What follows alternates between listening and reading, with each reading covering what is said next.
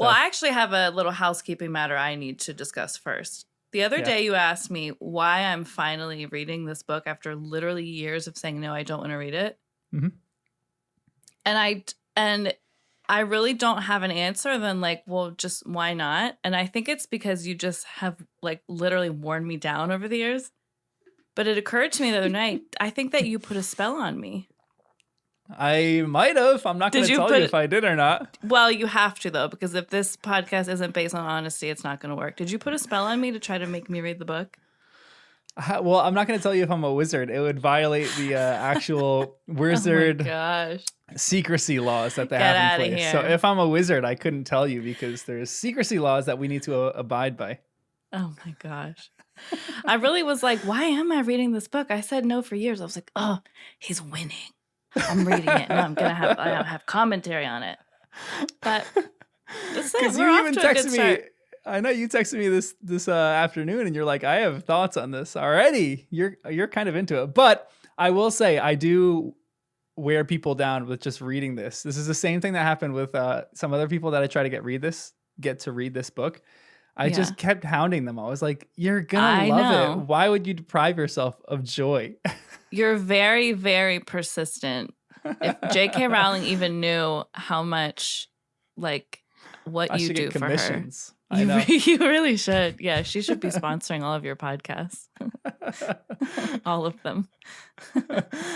Every single podcast.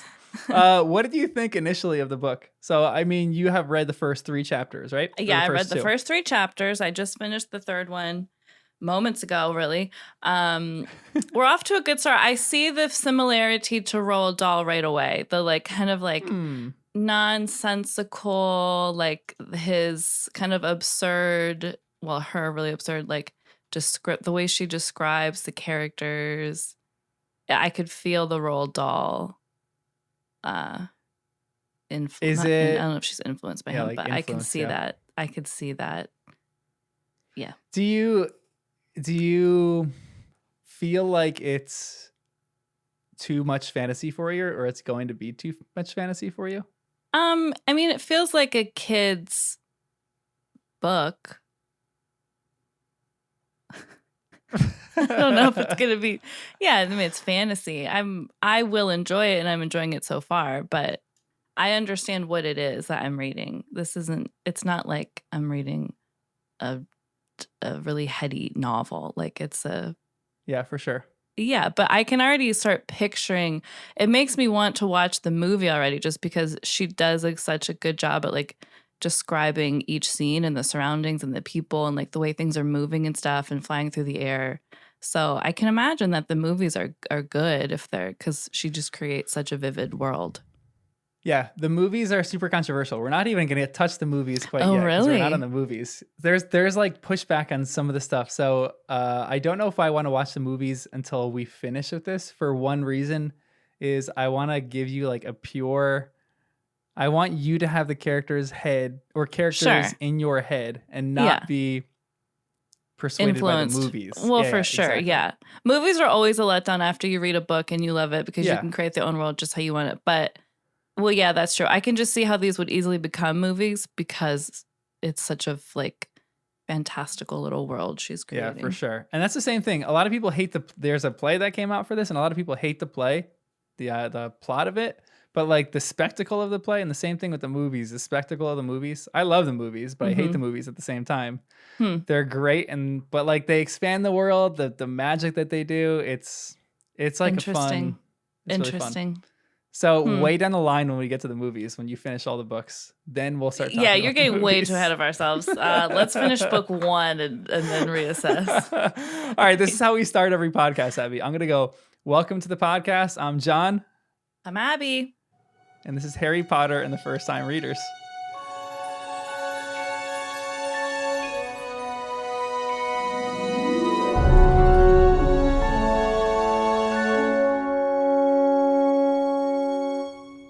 Hello and welcome to season 2 of Harry Potter and the First Time Readers. This is my read with Abbie. And Abbie, as you know from the opening episode, is a little fiery, a little feisty, and a little more skeptical than the previous First Time Readers. So this is going to be an exciting read. Very, very excited for this. as always, go check us out on Reddit, r/firsttimereaders. Our email is firsttimereaders@gmail.com. Our website is firsttimereaders.com. Go check us out on Instagram at First Time Readers, on YouTube at First Time Readers, at Twitter at First I'm Readers. Go check us out on Patreon. If you want to support this, you can support us on Patreon, or you can support us on YouTube. You can become a member on YouTube, and that's probably the two best ways. And then we also do have merch. Finally, it is on our website. There's a shop tab, and just go to firsttimereaders.com. I'm setting up a domain right now, literally as we speak. That is firsttimereaders.shop. So I don't know if that's going to be set up by the time you listen to this, but hopefully it will. If you're listening to this like weeks later, it'll definitely be set up. So go check out firsttimereaders.shop. And if that's not working, just go to firsttimereaders.com and click on the shop tab. And we have a few different shirts available. We're going to create a lot more stuff as we go. Our designer was just really slow in getting some stuff out. So a lot of those are just kind of some of the stuff that I've done. And I'm not a great designer, but I love design. But that is the one thing that I wish I was really good at, because I look on like websites like Dribbble and I see these designers and what they create, and it just makes me jealous. Anyway, I'm going on a rant. Go give us a rating and review. That is another great way to get this podcast out there. And then just tell your friends, tell your family we're doing this podcast. Get as many people as you can into reading Harry Potter, and enjoy these chapters as we slowly wear down Abbie to become less skeptical and more loving of this series. So enjoy these chapters 1 to 3 of Harry Potter and the Sorcerer's Stone. There we go. You crushed it. Your first one. Look at that. Do we get like a round of applause? Do you have like an applause track that plays? Yeah. That's when I play the laugh track, actually, right there. It goes right there. And then the applause track comes after that. We don't need people laughing at our names. We need people clapping and like welcoming us. I need to feel like at ease. People are really looking forward to our conversation. We're going to film something individually where it's going to be, like the Full House theme song when they like are doing the cheesy smiles and they're like, yes, I'll be doing nothing. No, we will not be. We're going to sit right here and chat.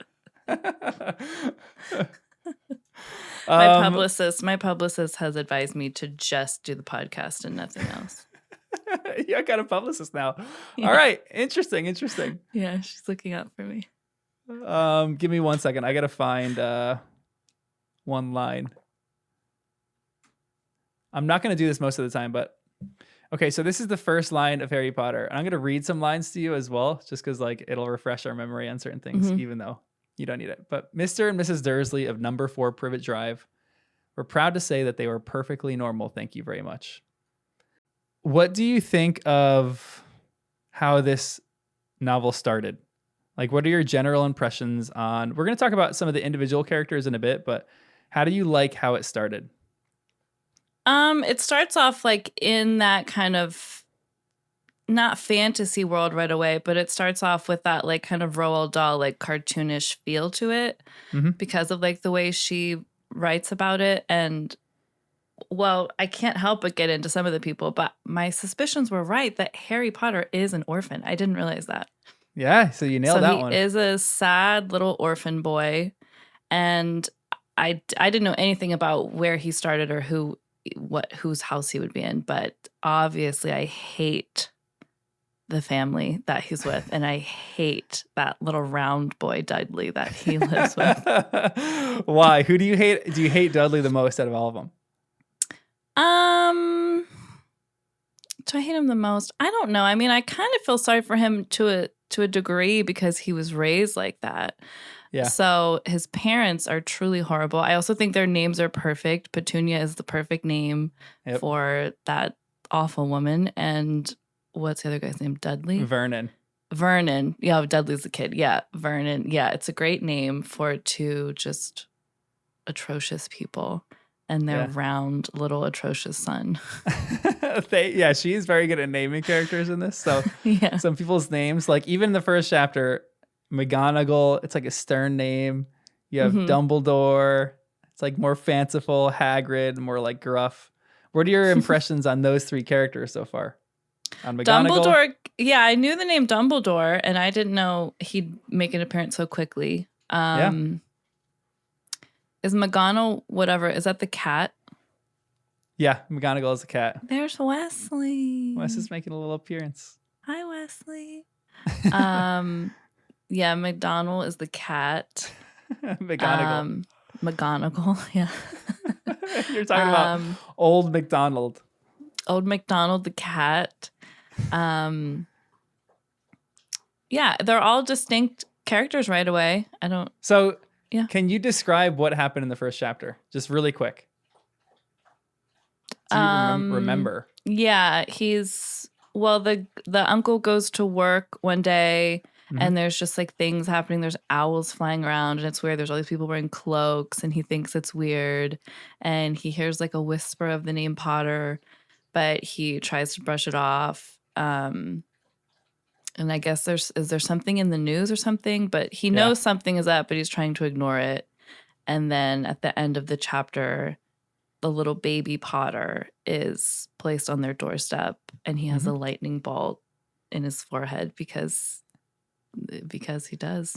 Look at you getting all nerdy right now at describing Harry Potter. This is one of the proudest moments of my life, I have to say. It does upset me to give you a shred of power. Okay, so in the first chapter, McGonagall transforms into a cat. Do you think that all wizards and witches can transform into a cat? And well, McGonagall started as a cat for me, so I don't know who transformed into who. The first time you meet McGonagall, it's just a cat staring at a house. Yeah. So I haven't really thought too much about his identity beyond he started as a cat. So to me, he's just a cat. McGonagall is a she as well. That's what I said. Okay. McGonagall. Well, I don't think you know her gender, but okay. Yeah, I actually don't know if I don't think I realized that. Maybe I missed it. Yeah. I don't know if they put in that many cues for it, to be honest, right now. Maybe they did. Does she have brown hair, maybe? Maybe. I don't remember. I don't remember that one either. If you could transform into an animal, more importantly, which animal would you want to transform into? Here we go. Of the wizard world or any animal ever? Of any animal ever, because a cat isn't just in the wizard world. I don't know. So you're going off the deep end already. That's all we're gonna do. We're just gonna go off the deep end with this podcast. Why don't you go first? What animal would you be? So many. I would probably choose some kind of bird because it'd be great to fly. Yeah. But I would also love to be a badger. Is one of my favorite animals. A honey badger? Dogs. Yeah, honey badgers are great. Have they're you seen incredible. videos of honey badgers? Yeah, they're nuts. Yeah, videos of honey badgers. Yeah, they don't back down. Them and like Wolverines, same little family, and they don't back down. They'll fight a bear. They'll fight a lion. Yeah, they're scary. I want to be a honey badger. Interesting. Before you said that, I was thinking of a duck because ducks can kind of fly a little bit and they can also just like chill and float in the water, and that sounds nice. Have the best of both worlds. That fits your relaxing personality. You can like fly if you away want to. from the crowds as much as you want, and then you could just float in the water and just relax. Yeah, you can swim a little bit or not. You can just float. That sounds nice to me. Okay, so in the first chapter too, they talk about the antagonist in this story. Do you remember his name? Yeah, Voldemort, right? Yeah. Yeah, so Voldemort, I knew that name prior, and so he makes an appearance right away. So I forget actually what they mentioned of him, but they're saying that they think that maybe he ran away, or someone is like afraid to say his name, but then the other guy is like, no, I'm not afraid to say his name. Yeah. And then the other guy is like, well, that's because you're the only one he's afraid of, or something like that. Yeah, for sure. But then they think that maybe he's run away because Harry Potter's parents like killed him or scared him, or I don't really know what the context. So he went, well, this is the reason why is Harry an orphan? His parents are dead. Yeah. So did Voldemort kill his parents, or I don't think, do we know yet? Did I miss it? Harry believes that they're in a car crash, right? Yeah, that's what he believes. That's what he was told, that they died in a car crash. So what's the real way they died? Did they die in a car crash? Do I know yet? I don't know. I don't know if we know yet, yeah. I don't think I know, but I know it has something to do with Voldemort. Okay. Well, I assume it does. Yeah. Sorry, Wes is being wild over here. So it has something to do with Voldemort. You think that Voldemort killed his parents or no? Or did they die in a car crash? I don't think they really died in a car crash. It has something to do with Voldemort and some sort of epic battle in the wizard realm. And Harry is somehow like the chosen one out of all of this. His parents are gone. They've been killed or been defeated or both. And Harry remains, and it's clear that like he carries some sort of power, or he has some sort of like something that's been bestowed upon him. Okay, do you have any guesses of what that could be? If we're talking about him being the chosen one and he has some sort of like powers or something bestowed upon him. Oh, he has wizard powers. Absolutely. Yeah. He has deep wizard powers. But what are those wizard powers? So you don't know he's a wizard yet, for sure. He might not be. This whole book, There's inklings of it. Yes, his hair grows very fast. Yeah. There's always weird things that happen around him. Well, he has the lightning bolt on his forehead or something, so he's been marked. Literally, he's been marked. And well, chapter 3 ends where like all these letters are coming to him, and I assume it's an invitation to Hogwarts, but I don't know what it is yet. So there's you don't know. Strange things happening around him his whole life. So there's something going on there. Oh, and like when he's walking through the streets, sometimes people will shake his hand and walk away. Yeah. But when he tries to get closer to them, they disappear. So there's something funny happening with him. There's something in the spiritual realm happening. Okay, so realm. If you're talking, so like we'll say he is a wizard, but is there something deeper that was bestowed upon him more than other wizards in this universe? It seems like it, but I don't know what that is. Yeah, it seems like it. Any maybe guesses? he's their last hope. I don't know. Maybe I don't know. Clearly, there's something because you're hinting at it. So, well, the book is about something. This is something I'm gonna do. I'm gonna bring questions like that in. That could be a random question. It could have nothing to do with it. He could be just the most typical person ever. So I'm gonna try to throw you off the scent. Well, he's clearly not a typical person. The whole book. How do you know he's not typical? Yeah, the whole book's about him, but he could be a very typical wizard. Oh, a typical wizard. Like he is. No, there's whispers about him, and the fact that other people in cloaks will like sometimes stare at him through the streets or come up and shake his hand and walk away. There's something special about Harry Potter, and the fact that his aunt and uncle are trying so fervently to not let him know he's a wizard or get these letters. There's something there. There's something afoot. There's something afoot. Do you think that in the beginning when Dumbledore, he says he's better away from the whole magical world, do you think that was a good decision by Dumbledore to take him away from the magical world, or do you think it was a stupid decision? I don't think I remember that line actually. So, I mean, this is just like even the normal plot of the story. McGonagall is sitting as a cat in form. She's watching the Dursleys the entire day. And then all of a sudden Dumbledore comes and they drop the kid on the doorstep. And Dumbledore says something like, he's better growing up away from the wizarding world where like everyone's going to know his name. And McGonagall says like, you can't leave him with these people. Like, these people are crazy. That's when Dumbledore's like, it's better for him to be away from the wizarding world than it is in the wizarding world. Do you think that was a good decision by him? Maybe, because I'm sure it's forming him in ways that he wouldn't have formed otherwise. He's coming from very humble beginnings. I mean, he's literally an abandoned, abused orphan. Yeah. So which is tragic. Closet. Yeah, which is terrible. But I'm sure that it's forming him in ways that he wouldn't if he was like the star of the show growing up in some wizard community and knew he was the chosen one. He's starting like from nothing, and maybe he'll realize later that he's the chosen one.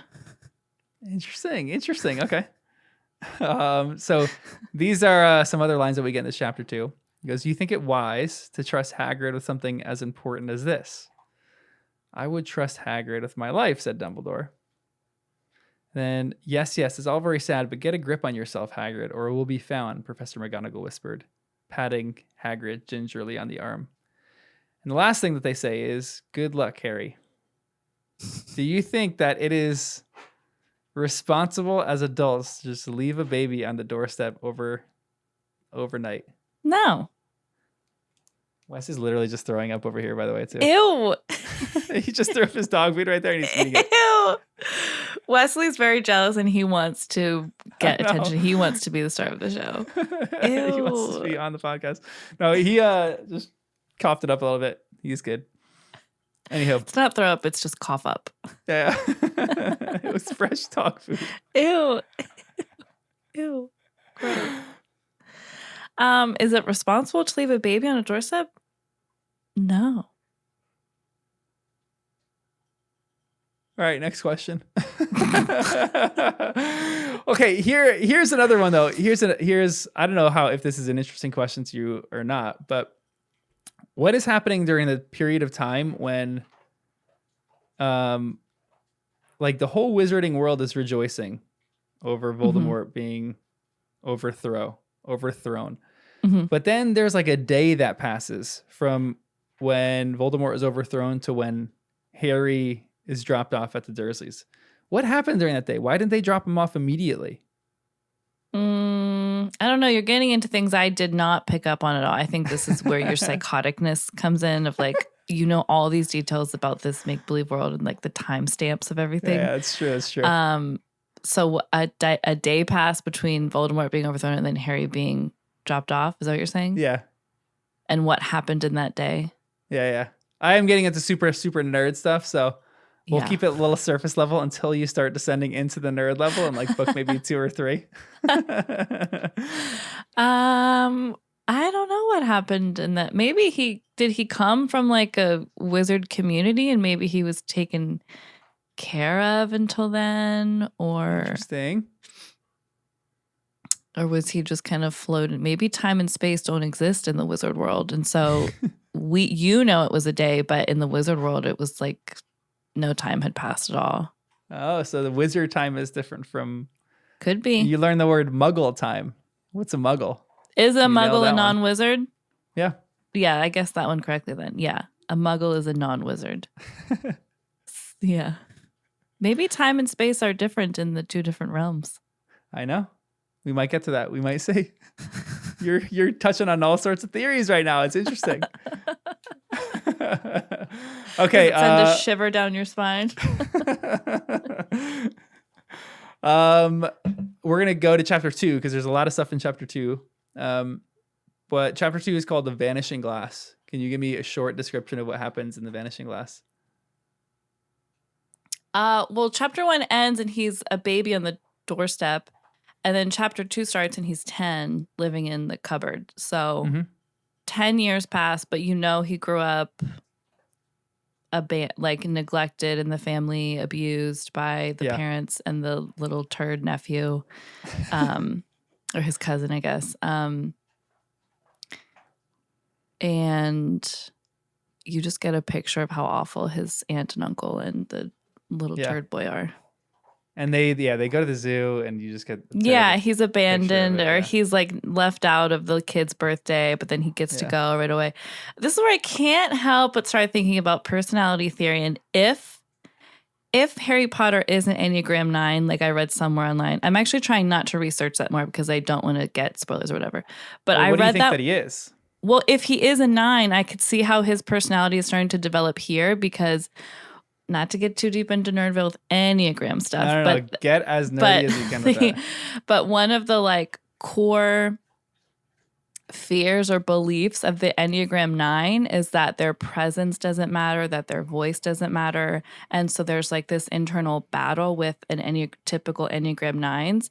And I could see how that could be true for Harry because he's literally like ignored in his family of origin. Like his presence doesn't matter in his household. His voice doesn't matter in the conversations. They ignore him. They talk about him in front of him like he's not there. So like that's how he's being formed as a 10-year-old. 0 to 10-year-old. Actually, keep talking about that for a second. How does an Enneagram 9 get out of that cycle and like feel valued and feel appreciated? I don't know. I would guess through like healthy friendships and relationships and just exerting their voice. So is the greatest fear of the 9 to be what? That's what they said. That's what I've read Invisible? before. The greatest fear is that your presence doesn't matter, that your voice doesn't matter.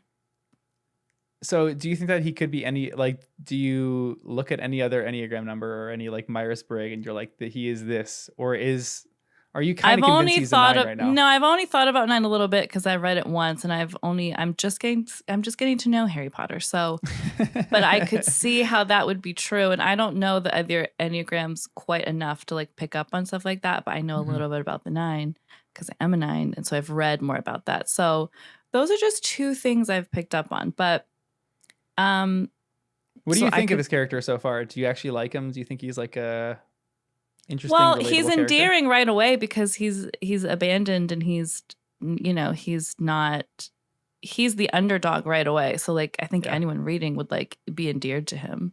Yeah. I don't identify as him though. You said I would read the book and identify as him, and I do not. Wait, when did I say that? Yesterday. I said you're gonna love the book. I don't know if I said you're gonna identify as Harry. You did. You did. Really? And I'm sure it's recorded. Something to that effect that you said like. Yeah. I'm going to watch the tape back and we're going to probably I didn't say anything of the like. I don't know if you're going to associate with Harry. I think you're going to associate with other characters.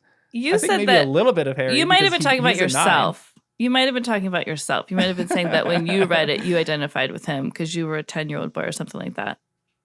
Well, yeah. I think when you read it, when I read it, I was young. So like I kind of aged up with Harry. So I was almost his age when I was reading it. So it was kind of nice. Maybe that's it. But yeah, I think Harry seems like he's a good guy. He sticks up for himself a little bit in chapter 3 when those letters start coming and he can't get to them. So he gets a little backbone there, and he tries to fight his uncle and his little turd cousin to get a hold of the whatever letters are coming. We're just gonna call him the little turd cousin for now. Little turd boy. I want to call him something else, but I don't want to swear. Turd boy. This is one of the first lines in the chapter. This is a long paragraph, but I think this describes like perfectly what Harry's going through. It says, nearly 10 years had passed since the Dursleys had woken to find their nephew on their front step, but Privet Drive had hardly changed at all.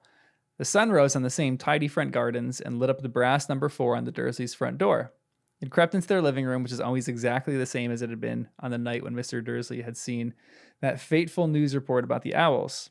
Only the photographs on the mantelpiece really showed how much time had passed. 10 years ago, there had been a lot of pictures of what looked like a large pink beach ball wearing different colored bobble hats. But Dudley Dursley was no longer a baby. Now the photograph showed a large blonde boy riding his first bicycle on a roundabout at the fair, playing a computer game with his father, being hugged and kissed by his mother. The room held no sign at all that another boy lived in the house, too. Yet Harry Potter was still there, asleep at the moment, but not for long. His Aunt Petunia was awake, and it was her shrill voice that made the first noise of the day. Up! Get up! Now! That was my Aunt Petunia impression. Not bad. Out of all 3 of these characters, Harry is like completely ignored. You wouldn't even tell that there's a kid living in this house. So that's tragic. That's so sad. But out of these 3 people, is there one that hates Harry most, and is there one that mistreats him most, or are they all just equally wicked to him? They're probably all equally wicked to him. I would let the kid off the hook a little bit just because he's young and he's just been raised to be so evil, and he's been coddled like this. So, I mean, they're all equally terrible to him. I mean, the kid should know better, but the adults should really know better. Adults know what like neglect is and abuse and stuff. Why are they treating him like this though? Because they're just horrible people, miserable. Why are they? I don't know. They're just obsessed with their son, and there's some contention between what's the relation to Harry Potter's parents? The sister, Petunia's? Yeah. Mm-hmm. So there's some contention there between Petunia and, was it the sisters? Yeah. Or do we know, I guess? So there's something there. Do you know what Harry's parents' names are? I don't remember. I think it came up. Yeah, I think it did, but I don't remember. James and Lily. So Lily is Petunia's sister. Yeah. So maybe there's some jealousy, rivalry. Maybe they weren't. I don't know. I don't know the reason.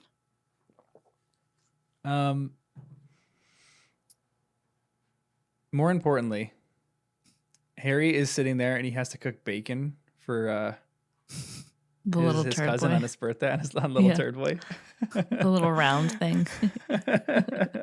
What do you normally eat for breakfast? And, well, maybe more importantly of a question, what was your favorite breakfast as a kid? Oh my gosh. Probably toast. Toast? Wait.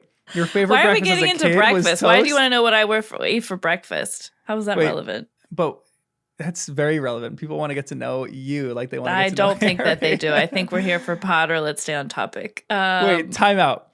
Toast was your favorite breakfast ever, or toast is what you had this morning? Toast is what I had this morning. Okay, what was your favorite breakfast that you ever had as a kid? Like, if you were to go into like a diner. How is it relevant? This is getting much too personal. much too personal. Well, you're afraid everyone's gonna know what your favorite breakfast is? No, I don't think it's that interesting. You're wrong about that. It's so interesting. I don't know. Like a treat would be like pancakes, probably. I remember when I was a kid, one of my aunt, my dad's sister, would take me out to breakfast every once in a while. We would go to this place called Hen's Roost, which no longer exists, and I would get this massive waffle, and it was like the best. It's the best day ever. It was so good. Yeah, something that's out of the normal is like the biggest treat when you're a kid. Some nice crispy bacon too that Harry's making. It does sound good. I think I had cereal a lot growing up. Or cinnamon toast was a real treat. Yeah. Cinnamon Toast Crunch, but it made your made your teeth feel like they were gonna fall out. You know what I mean? Here is another line. It says, Vernon liked to complain about things. People at work, Harry, the council, Harry, the bank, and Harry were just a few of his favorite subjects. This morning, it was motorbikes. So it's weird how much this family hates him. And Harry has all these things that he like reflects on and all these magical things that happen to him. And out of all the magical things that Harry has done in his past, which one was the coolest? And these are what he has done that we know. He made his hair grow. He made a sweater shrink. He appeared on the roof just automatically. And he talked with a snake, and he made a glass disappear. Well, the snake is pretty cool, but did he actively do these things? They describe it like they just happen, and even he doesn't understand how. He doesn't understand them at all. Yeah. Mm-hmm. Yeah. So I don't think he willed his hair to grow. I think it sounds like he woke up and he couldn't explain why it grew.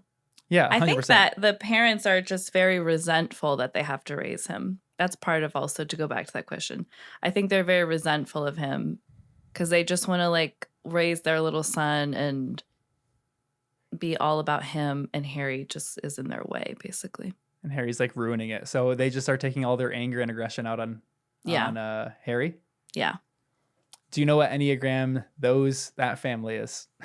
We can just go into full Enneagram theory. Yeah, right now, no, I have to observe theory. more. No, I have to observe more. What do you think their motivation is? Well, you kind of described their motivation. Their motivation is they just want their own little cookie cutter family and their own cookie cutter life. And very Harry has insular. ruined that. Yeah. Yeah. Their son is their pride and joy. That's their reason for living. And Harry is just like a pebble in their shoe. He's just annoying. That's so sad. It's so sad. It's terrible. You don't But know. the coolest thing he does is the snake thing. That's pretty cool. He talks to a snake? Talking to the snake is pretty cool. I will give you that.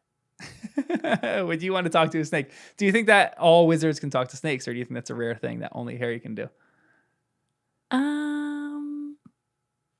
I don't know. Maybe that's just a skill he has.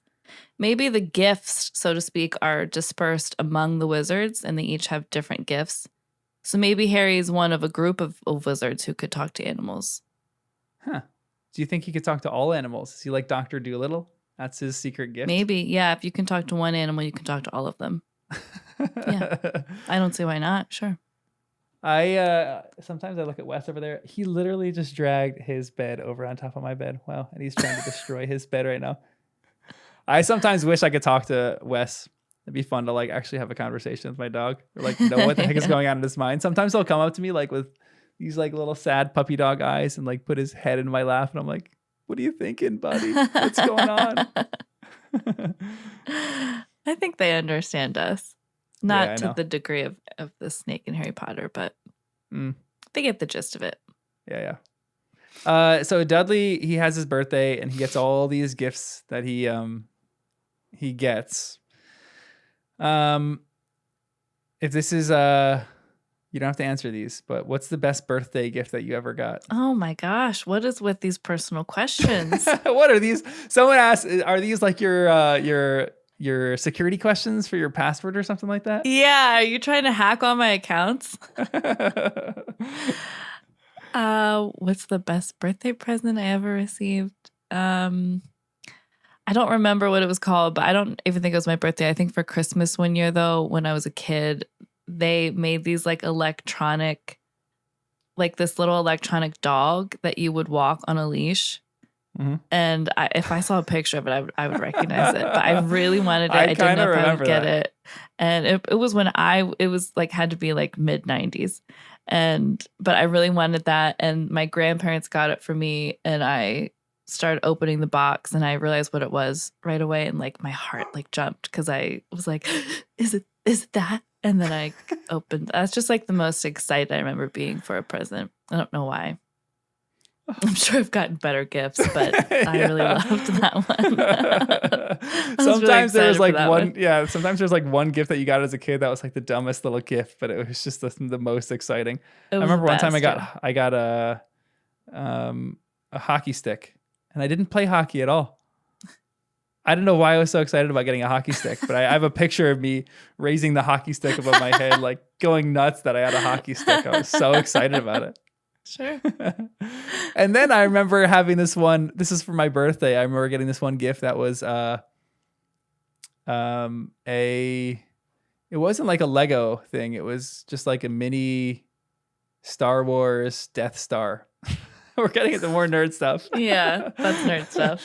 And I was so pumped about that. It was one of the coolest gifts I remember ever getting. It was the best. You should take a poll of your listeners of how much crossover is there between Potter, Star Wars, Star Trek, Lord of the Rings, all the big fantasy names. What do you mean? The crossover between them? No, how many people are also fans of? How many people who are fans of Potter are also fans of Star Wars, Star Trek, Lord of the Rings? I bet there's a lot of crossover. That's actually really interesting. I'm like thinking about throwing out a poll right now and asking people. You can make fun of me as much as you want. But put Animal Crossing in there too. That's a nerd bill I can get done with. How many people are into Animal Crossing? You make fun of me for all my nerd stuff, but you're into Animal Crossing. You have 75 nerd things on any given day. I have one, and that's Animal Crossing, and that's not that nerdy. That's kind of cute. So you think everything that you do is really cute, all your Animal Crossing obsessions, but anything Harry Potter or Star Wars, that's just super nerdy. Animal Crossing is very, it's harmless. It's just a cute little game. I can't. Don't you have a vibrant Reddit group? You should put it in your Reddit group. I know. I'm gonna actually throw it in Reddit. What else are you fans of? That's actually honestly an interesting question. Someone said the only reason I watched Star Wars was for hot Harrison Ford. Oh, Harrison Ford was so hot. What is the most recent movie with Harrison Ford? It's like the most recent. Oh my gosh, I'm blanking. Was he in the latest Indiana Jones? Yes, but they do CGI, and I know it's CGI to make him young, and he's so hot in that movie. He's so handsome. He's like so nice to look at. I just rewatched the original Indiana Jones, and even I was going, this guy is one of the most attractive men that I've ever seen in my life. He's also in 1923. We just got done watching 1923. And Harrison Ford it's like one of the prequels to Yellowstone, which I've never seen Yellowstone yet. But Harrison Ford is in 1923. So I watched that a couple weeks ago. And I mean, he's older in 1923, but young Harrison Ford in the most recent Indiana Jones is so, like, he's so handsome. Even in his old age, he's a hot dude. He is. Good looking Yeah, dude. he's good looking. Yeah. So kudos to that person who said that. Have you ever seen the movie Age of Adeline? Yes, and you don't okay, I have Alzheimer's. Yes, I'll leave it at that. And do you know how many times you've asked me that same question? No, I've asked you a lot about time, not Age of Adeline. Also Age of Adeline. But maybe like a year ago. More than once. Maybe more than once. Well, for sure more than a year ago. I forget everything that happened a week ago. So you just got to refresh my memory. Yeah, I like Age of Adeline. I've seen it once. Harrison Ford is good looking in that. And they have Blake Lively, and Blake Lively is beautiful. Harrison Ford is in that? Yeah, he's the father. He's the original person that Blake Lively fell in love with. I don't remember that. Or maybe not the original, but yeah, Blake Lively is beautiful. She's probably beautiful all the time, but she's really pretty in that movie too. Yeah. Yep. Shout out to hot Harrison Ford, and shout out to the person who said that. Thank you. Thank you. This podcast is sponsored by hot Harrison Ford. Absolutely. Yeah. He's the inspiration. Yeah. I didn't tell you this yet, but every episode we have to answer 3 questions at the very end. You're going to answer who your favorite character was in that section in what chapters. I just read. Okay. Yeah. You're going to answer what your favorite moment was in those section of chapters. And then you're going to answer, we have a hot tamale award. Who was the hottest character? They're like children and terrible adults. None of them are hot. But okay. Actually, no, never mind. I'll take it back. I'll figure it out. Don't answer yet. You gotta figure out what the answer is. It's the cat. Spoiler alert. I think the cat is my favorite character. You could give it to Harrison Ford. Harrison Ford came up. We could just give the hot tamale award to Harrison Ford in this first episode. Oh, in our conversation or in the book? No. It's in the book, but we could just honorarily give it to Harrison Ford because he's so attractive that maybe it would just fit. Maybe. Let me stew on it for a few minutes. Here's another line that we get. He lived with the Dursleys almost 10 years. 10 miserable years, as long as he could remember, ever since he had been a baby and his parents had died in that car crash. He couldn't remember being in the car when his parents had died. Sometimes when he strained his memory... he's not in the car. I'm sure of it. Sorry, keep going. Okay. No, carry on with your theory. Actually, whenever you want to interrupt me, I'm more interested in your theories than I am keep about reading. Me reading stuff. I don't think he was in the car. One, because you were asking questions about that earlier, and you just reread that passage. So more, I'm picking up on the clues you're putting down. There was no car crash. I want to actually. You're just going to psychoanalyze me and the questions that I asked. This is one of the things that I said of this. Well, sometimes you're asking very closed-ended questions. You're leading me to a specific answer. I just don't know the answer yet. So I'm going to ask you. I'm going to ask you closed-ended questions. I'm going to try to lead you in different directions. You can think as much as you want about this, but I could be leading you down a completely. You could. I don't know that you're quite as clever as you think that you are, though. Yeah, that's very true, actually. I'm not that clever, but I'm just reading important lines in these chapters. Go ahead, yeah.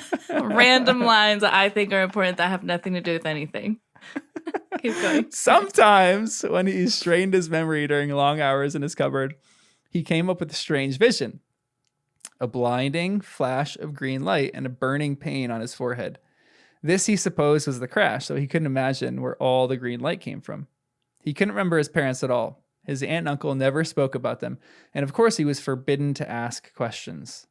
There were no photographs of them in the house. So he talks about this green flash of light and this pain on his forehead. What is that? If you say he's not in the car crash, what is happening?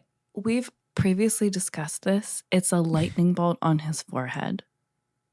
And we all know that. Yeah. What did I say?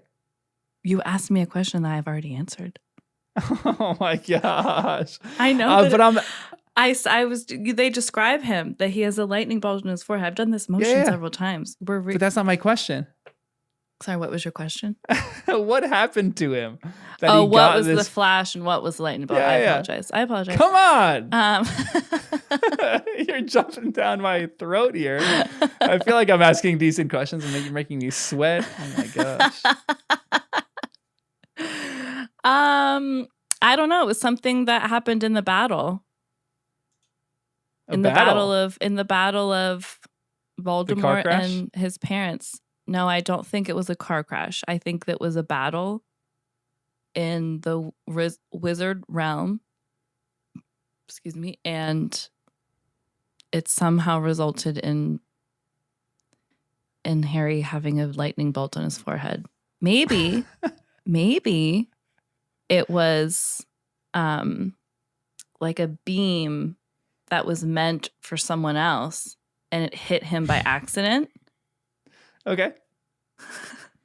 Maybe it wasn't based on that reaction. Maybe it was Voldemort's last. No, I'm just laughing at your hand motions. Maybe it was a beam that hit him. Maybe it was also Voldemort before Voldemort was. Is it Voldemort or Voldemort with a T on the end? You can say it however you want to say it. Okay. Maybe it was Voldemort, his final lashing out before he ran away. And maybe he didn't get defeated. Maybe he just ran away. And maybe that was his last, like, I'll be back. Like a little Arnold Schwarzenegger. I don't think that's actually likely. I don't think that Harry Potter was marked by Voldemort. I think that he was marked by some wizardly force that was claiming him for their side. Interesting. Yeah. I don't think that was from Voldemort. Okay, interesting. Let's go on to the final chapter for this little section, Letters from No One. Can you give me a quick summary of what happens in these? Yes, they're about to start school, both of the boys. The little boy, the little turd boy, is about to go to the nice school. And Harry Potter is about to go to like Stonewall High or Stone something, like the regular public school. And he's about to have to wear a nasty little uniform that used to belong to his turd nephew. And then a letter arrives one day and they see him opening it. So they all intercept it and fight over it. And basically just the next day or 2 or 3, all these letters keep coming. They move Harry from his cupboard upstairs to a bedroom. And then they go on like a road trip. They stay at a hotel. Letters come there. Then they get in the car and somehow end up on a boat on like an island. Yeah. I think I might have fallen asleep a little bit. They end up on, not really, they end up on like a shack somewhere. And chapter 3 ends where someone is outside of the shack.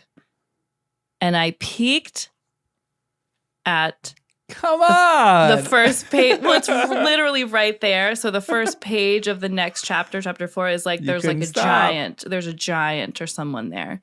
So the letters pick up in frequency and number. And I can tell you that they're not going to stop until someone makes contact with Harry Potter. I just feel it. I'm sure of it. You're great at descriptions. That was a fantastic description. And the letters are very specific. They say exactly where he's living in the cupboard, then upstairs in the smallest room, then room 17 of like the inn or whatever, and then... Is that creepy or is that like endearing? That attracts him? Well, probably to him it's endearing because it's like he probably believes he's totally invisible, but like someone sees him, knows where he is. Someone knows and someone's trying to get in contact with him and hopefully look out for him. So I would imagine it's endearing to him. It's the first contact he's ever had outside of his family. Yeah. I think in this chapter all the time, imagine him when he thumbs through the mail and he sees that there's a letter for him and he's like holding it. And then all of a sudden his turd boy cousin takes the letter and Vernon takes the letter after him. And he's not able to read that. What is like going on in Harry's mind? I want to be like, Harry, we all knew if you took that letter in the kitchen, they would take it from you. Everything we know about these people would suggest they're not going to want you to have anything that's for you. So why didn't he just stand in the hallway and open that letter? So I don't want to be victim blaming here, but I think that he should have known better. I think he should have known better as well, but there's still a point to it. I don't know if this kid has ever gotten a letter in his life. I think it was like a moment of panic where he freaked out. He didn't know what was going on. He had, like, people were being impatient, so he had to go in the kitchen, deliver it, and then he's planning on getting out of there real quick and reading his letter. But then his turd, and he's so innocent that he probably wouldn't have thought about it. Yeah, and I think the point is the author is just trying to show to what lengths these letters will come to him. Yeah, the force behind it. Yeah. That's actually an interesting one. If you could describe Harry in 3 words right now, what 3 words would you choose? Harry right now, I'd say he's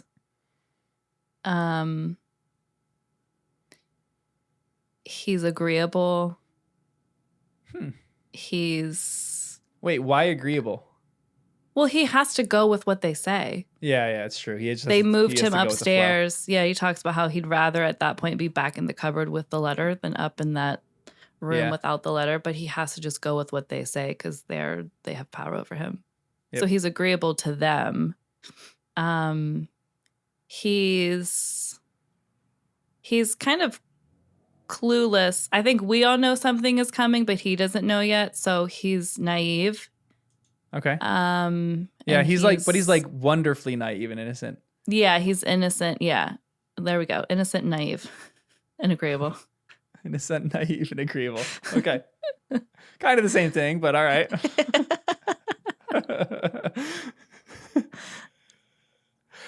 There is this tactic that they use for Dudley's school where they hit each other with knobbly sticks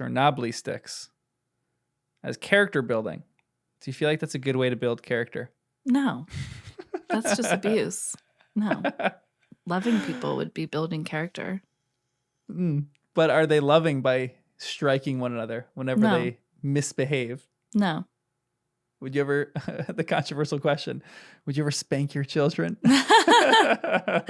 Probably not. I was spanked growing up, and my parents did talk about how it was out of love, and my parents never did it out of anger. So I think I'm not going to weigh on other people wanting to discipline like that. I wouldn't. I think you can train and correct through words, through positive reinforcement. I'm also not a parent, so this is just like my theories. But I think there's other ways of like parenting, correcting, giving feedback other than crossing like physical boundaries. Yeah.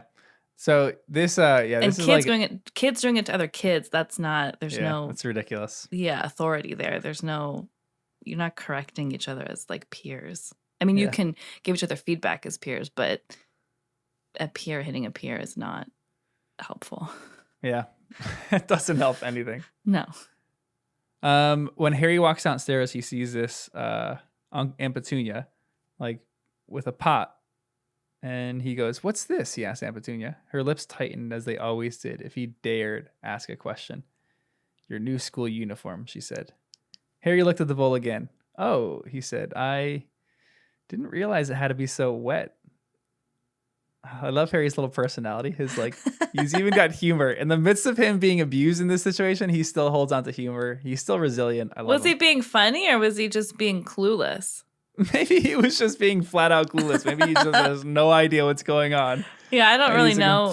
I don't kid. know him well yet. You know him more. Maybe he's being funny there. No, this is one of my favorite parts of doing a read like this is like I already have preconceived notions and assumptions of things, but you bring a whole new light to this story that I had never thought of before. He could just be completely clueless and innocent here, which is actually kind of endearing and cute.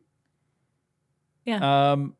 3 things lay on the doormat: a postcard from Uncle Vernon's sister, Marge, who is holidaying on the Isle of Wight, a brown envelope that looked like a bill, and a letter for Harry. Turning the envelope over, his hand trembling, Harry saw a purple wax seal bearing a coat of arms. A lion, an eagle, a badger, a snake surrounding a large letter H. So there's the animals that you were trying to quiz me on yesterday. Yeah. You were actually close. You got Slytherin with snake. That seems obvious. Yeah. What are the other ones? I was going to underline that and I forgot. A lion, an eagle, a badger, a snake. Lion, eagle, badger, snake. Okay. So there's pair them with their houses. Yeah, but owl, Raven, you said Ravenclaw was an owl? That was kind of close. Lion, eagle, badger, snake. Snake has to be Slytherin, right? Snake is Slytherin, yeah. Gryffindor, is that one of the houses? Yeah. I think that's the lion. Okay. What would the eagle be? Ravenclaw or Hufflepuff? Ravenclaw. Okay. And then the badger is Hufflepuff? Probably, yeah. When you took the quiz, do you remember what house you were? I think I was Hufflepuff. I'm sure I'll retake it. Yeah. Are you Gryffindor? What are you? I'm Hufflepuff. Oh, then I wasn't that. I wasn't that. You just don't want to be associated with anything. No, I think I really was that because you were like, oh, whatever I am is the best. And I could see that. Your response to whatever house I was, oh, I could see that. Like, that makes sense. And I was like, I don't know what that means. And then that's when you're like, okay, take this quiz and see what animal you are. And then you're like, okay, take this quiz and see what kind of. Hufflepuff. That's why I was proud that you were part of the Hufflepuff house. No, I don't think I was the same house as you. We're going to take that again and have the more official. Sure. I don't think I was this. Maybe I was Gryffindor then. I was not whatever you are.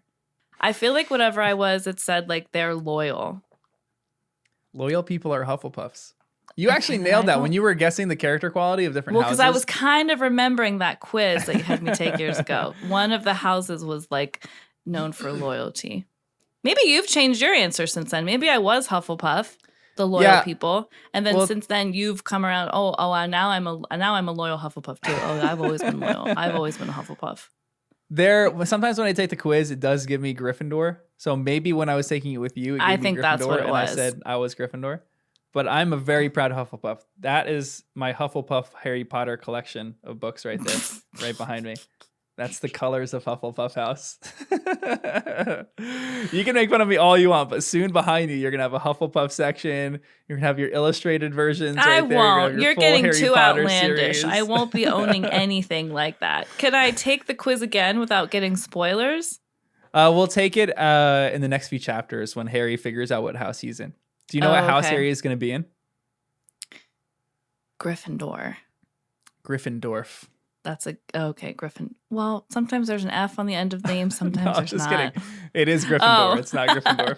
There's that humor again. It is Gryffindor. It is Gryffindor. Gryffindor. Yeah. I think he's Gryffindor, or he's Hufflepuff. I don't think he's Ravenclaw or Slytherin. Okay. Why do you think the Dursleys don't want him to get this letter so badly? I don't know. I'm sure that there's like a backstory. I think it's somehow why his parents were killed. And so the aunt and uncle just want nothing to do with that whole world. It's probably bad enough in their minds that they have to take care of Harry because he's been left on their doorstep. So now I think they just want to like ignore that whole world and keep themselves out of it, keep him out of it. Ignore whatever power he might have been born with and just live their ignorant little lives. Yeah. And there's even a weird part where they actually said they want to stamp out the magic in Harry. They said when Harry's overhearing the conversation between his aunt and his uncle goes, we promised that we would, when we took him in, we would stamp out all this nonsense. Mm-hmm. So do you actually think it's possible to stamp out a wizard's magic? If that's what they're talking about specifically. What are you laughing at? Abbie, we're going to get into super nerd stuff. Just say your question again. Say your question again so I can hear it and also you can hear it. You couldn't even hear it because you started laughing. I could hear it and I want you to hear it. Say it. Do you think it's possible if you can stamp out a wizard's magic? This is where you do lose me because, like, this is all fictional. So you're asking me a question to a fictional situation. Yeah, but we're getting enmeshed in this story. All right, that's fair. In this story. I think it's possible to stamp out his magicalness? No, I don't think it's possible. I think it's been bestowed upon him. I think it's in his DNA. And it's been happening all around him his whole life. It's been happening in his hair his whole life. So I don't think it's possible to stamp it out. It's just a matter of will he tune into it and nurture it and grow it, but it won't go anywhere. Okay. It won't go away. Okay. This is going to be so fun for me. You're just going to make fun of me for all these questions that I asked. You're nuts. But eventually you're going to start loving the questions that I asked that are detailed, and you're going to be like, let's talk about this for an hour. And we're going to have an hour-long podcast on a question. No, I think I'll stay pretty like level-headed about it. I'll engage with you, but I'm not going to like jump in the deep end with you. We'll see. We will see. Time will tell. Time will tell. This is something too. I think it's going to be fun in this read because I think you're a little more skeptical than some other people that have read this. So it's going to be fun to see if you actually do end up really liking the series. You might not like the series at all, and we might just like do this. And look how you're backtracking. Like, wow. I'm not look backtracking how you're at backtracking. All. Yes, you are. You've said 7,500 times that it's only a matter of time before I love the book, the whole series. Before I have a wall full of books like you. Now you're acquiescing just a bit to say maybe it's possible you won't love it quite so much. No, I'm just saying that for your sake because maybe you just want to hear that.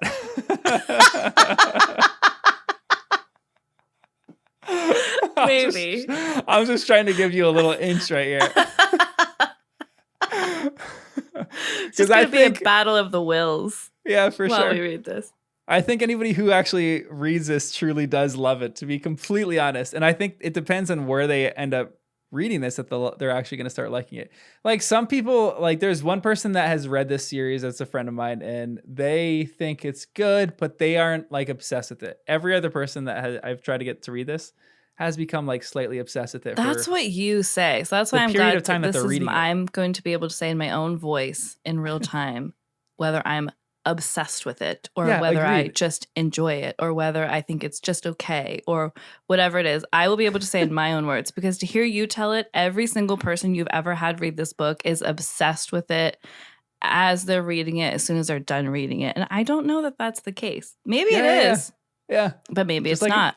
Just like I said before, you might not be into it. I'm just giving you a little inch there. We'll see. Maybe. Okay. If you, here's an important question. Do you think that all these letters are, He's like, that's enough. Let's go play. He's like, let's wrap it up. It's enough Harry Potter. Harry probably got over 100 letters. Do you think that someone is writing all those letters out, or are they being magically duplicated?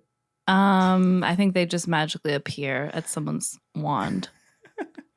Okay. Yeah, a wizard can do a whole bunch of stuff I've already learned from things you've insinuated. So I'm sure that a wizard can just make them like poof, magically appear.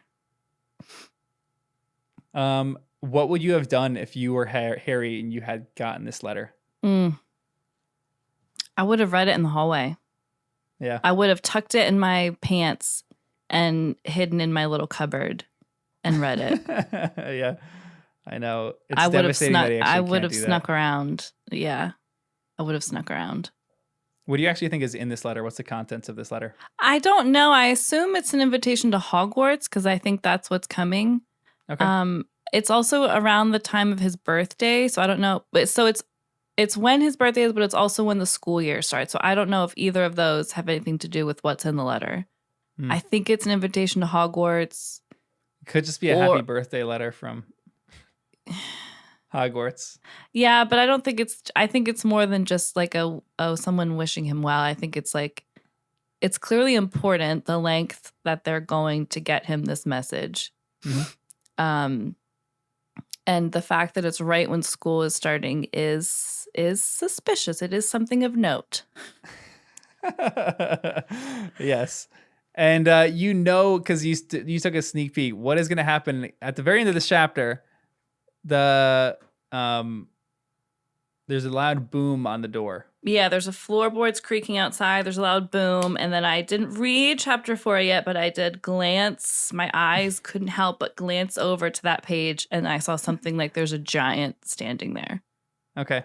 So that's where I left off. There's a giant standing there. And he probably started speaking, but I didn't read it yet. Okay. But I know there's a giant present. All right.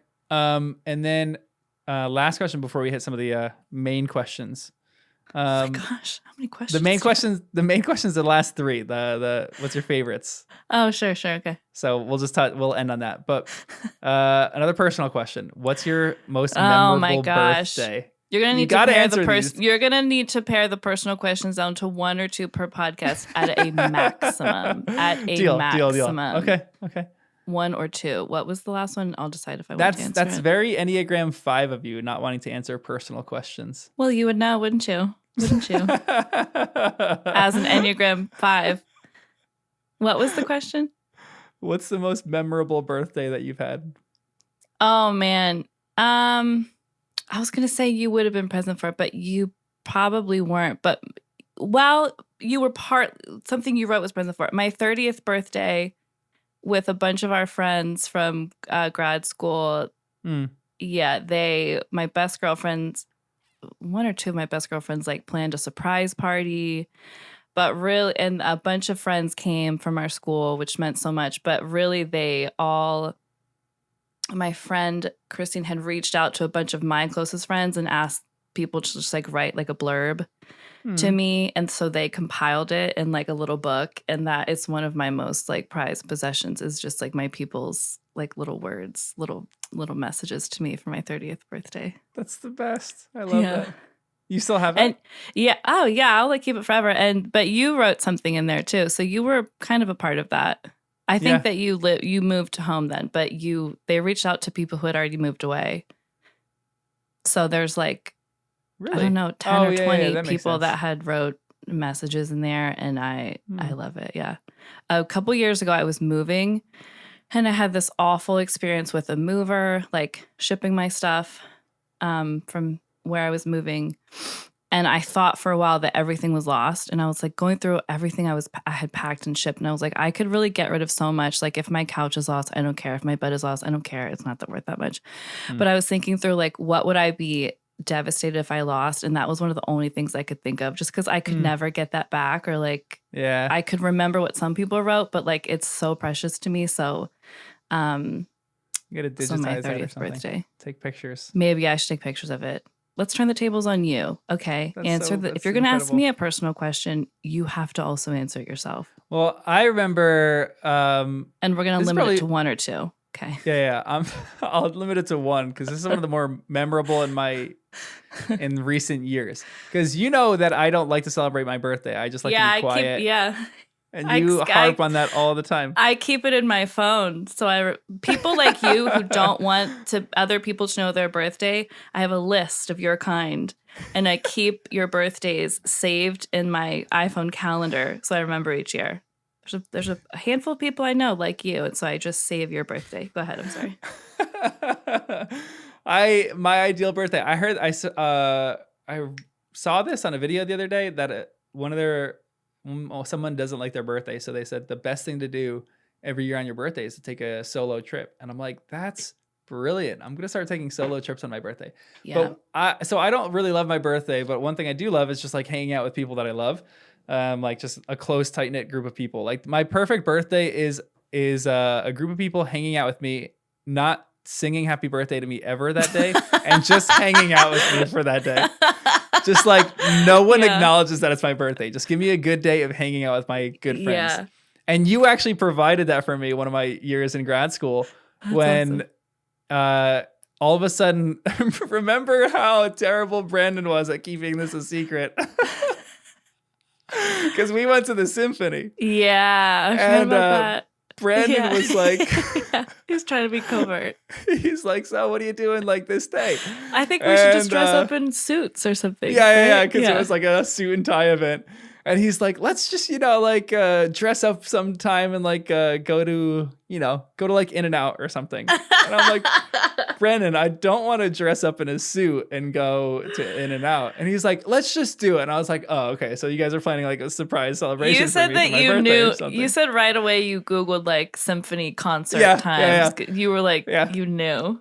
Because you guys were like planning for something. And I was like, Brandon wants to dress up in a suit. I'm like, what else could it be? We're like, maybe I mentioned that I wanted to go to the symphony. So I walk out and it's just like, it was a small group. It was like a group of like 6 or 7 of us. Mm-hmm. I think I have a picture of it somewhere. Yeah, I think, we went to the symphony and we were just in the front row and we talked to the cello player after. That was one of my more enjoyable birthdays. And then I think we went out and we went to, I think we went to In-N-Out after and just like ate in our suits or something like that. Probably. Sounds familiar. That was a great.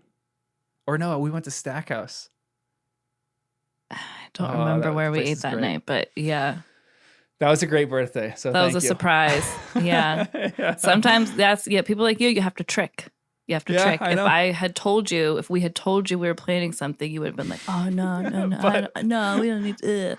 But Brandon, that's why we tricked you into did it. not do a very good job of hiding that and keeping that as a No, secret. But you probably would have picked up on it no matter what. Yeah, for sure. And we got to try to get Brandon and Christine on this podcast somehow. Yeah, I sent her a message. I sent her whenever they can. Yeah, whenever they can, because both of them have read it before. I feel like it'd just be fun to like swap stories and talk. Yeah, I've invited her. She's stuff, they got kids, so it'll be a little. They have kids singular, but yeah, a kid. I messaged her and I can tell she didn't. We talked a little bit today, but we messaged a little bit today, but she didn't. She didn't respond to that message yet. Yeah, so we'll get there. Okay, so in these 3 chapters, who is your favorite character? The cat. Remind me of his name, McMonagall. McMonagall. We'll say the cat McMonagall. No, correct me if I'm wrong. McGonagall. McGonagall. A monocle is what you wear in your eye. The cat, and I want to be specific though, not the wizard named McGonagall. The cat. The cat. When he or she took the form of the cat is my favorite so far. Just sitting there watching the house all day. Yeah. Just people watching. That's actually kind of that's actually kind of fun. Just that's who I identify with in the story so far is the cat. I think my favorite's Dumbledore so far. I like Dumbledore, his like fanciful and whimsicalness. What's your favorite moment? The cat sitting and watching the people.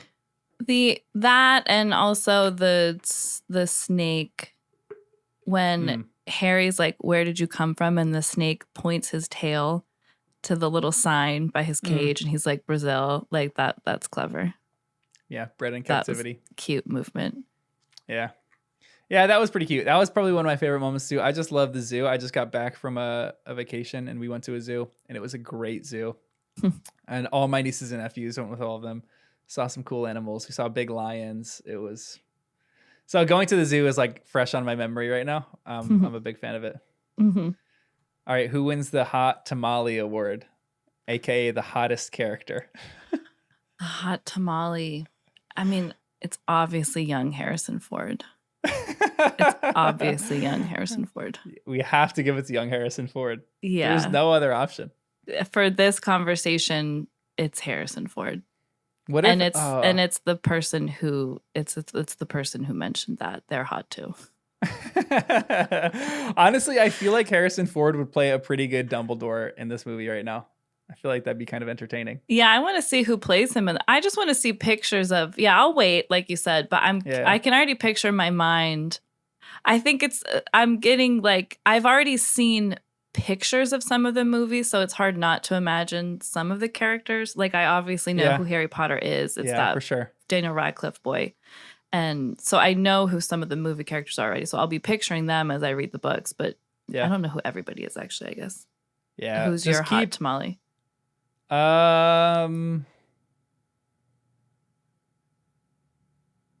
Petunia. I don't know. Petunia. Ew, no, that's gross. There's not a ton of characters in this. There's not a lot of options. I know. I would probably say Hagrid. Just a big, warm, fuzzy guy. I like Hagrid. What is the hot tamale again? How did you preface it? It's like, just the hottest character.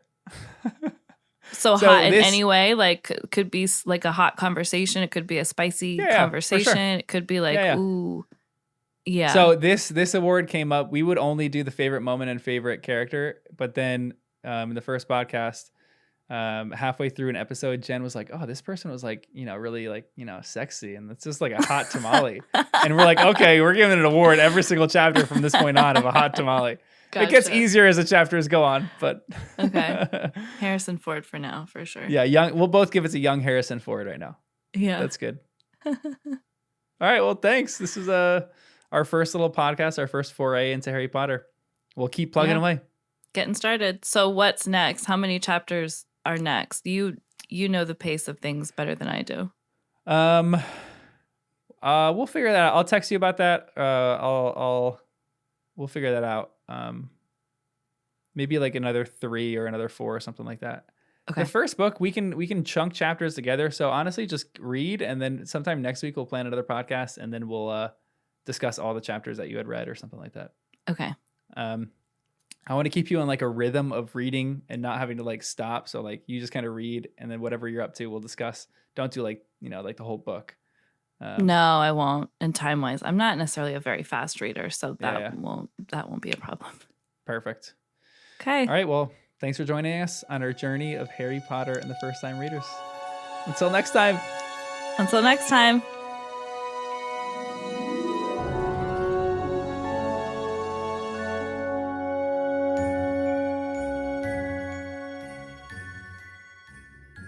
Everyone's saying Harrison Forth.